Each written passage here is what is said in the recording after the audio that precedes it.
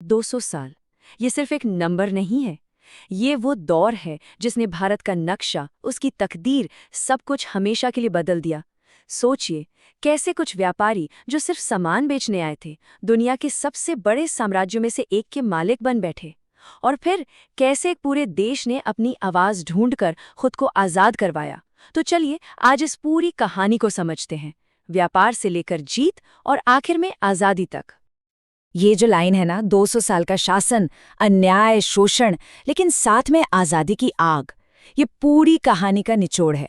देखिए, ये कहानी सिर्फ जुल्म और दमन की नहीं है, नहीं, ये कहानी उस चिंगारी की भी है जो उस अंधेरे में भी जलती रही। एक ऐसी आग जिसने आखिर में जाकर आजादी का रास्ता दिखाया। तो कहानी की शुरुआत होती है एकदम सिंपल तरीके से, जहाज़ों से। पर इन जहाज़ों में कोई सेना नहीं थी, सिर्फ व्यापारी थे जो आए थे मसाले और कपड़े खरीदने। लेकिन इन मसालों और कपड़ों के पीछे एक बहुत बड़ा इरादा छिपा था। एक ऐसा इरादा जो भारत की किस्मत को हमेशा हमेशा के लिए बदलने वाला था। अब ये देखिए, ये एक कमाल की और साथ ही एक बेरहम स्ट्रैटेजी है, 3 स्टेप्स में। पहला, मसालों का व्यापार, एकदम सीधा साधा। लेकिन फिर उन्हें जल्दी ही समझ आ गया कि असली पैसा, असली पावर तो सत्ता में है। तो उन्होंने क्या किया? स्टेप 2, राजाओं में लड़ाई करवाई। यहाँ के जो लोकल राजे रजवाड़े थे, उनकी आपसी दुश्मनी का पूरा फायदा उठाया, उन्हें एक दूसरे के खिलाफ भड़काया। और बस यहीं से उन्होंने अपने राज की नींव रख दी। और फिर आया स्टेप 3, सत्ता पर कब्जा। और ये जो पूरी स्ट्रैटेजी थी ना, ये एक ऐसी लड़ाई पर जाकर खत्म हुई जिसने सिर्फ एक जंग का फैसला नहीं किया, नहीं, उसने पूरे देश के भविष्य का फैसला कर दिया।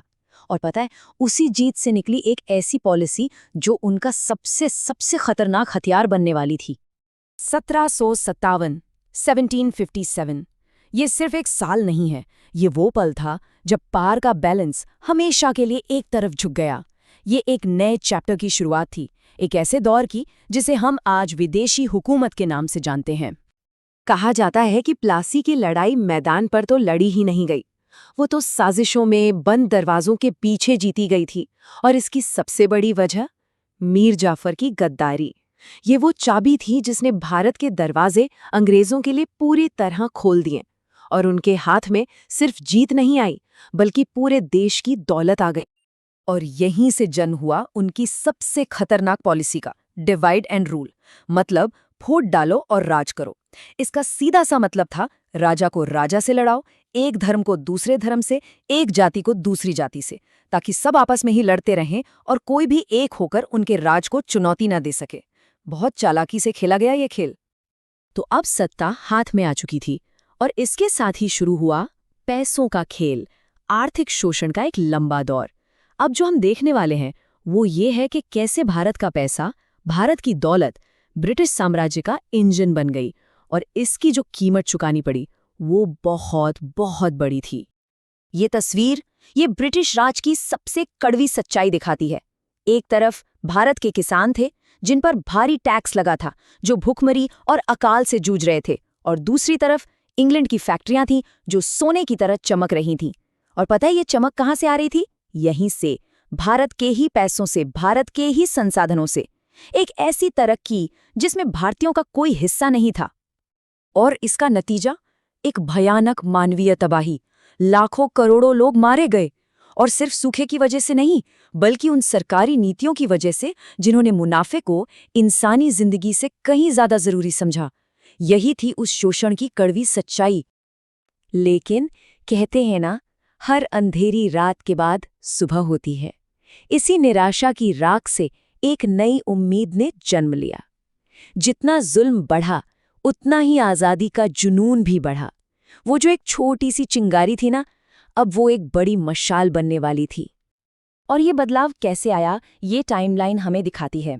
देखिए, 1857 में पहला स्वतंत्रता संग्राम हुआ, एक तरह का हिंसक विद्रोह। फिर 1885 में बनी इंडियन नेशनल कांग्रेस, जिसने राजनीतिक तौर पर लड़ाई लड़ी। और फिर 1915 में गांधी जी आए अपने सत्याग्रह आंदोलन के साथ। हर एक कदम, हर एक घटना भारत को आज़ादी के और करीब ले जा रही थी।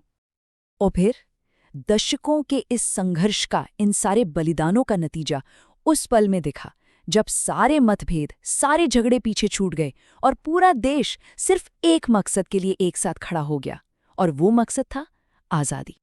याद है वो पॉलिसी, फूट डालो और राज करो? वो आखिर में आके फेल हो गई। जब पूरा देश एक साथ खड़ा हो गया तो वो पॉलिसी नाकाम हो गई। ये जो तस्वीर है ना, एक साथ खड़े लोगों की, ये सिर्फ एक तस्वीर नहीं है, ये प्रतीक है अपनी जंजीरें तोड़ने का, अपनी किस्मत खुद लिखने का।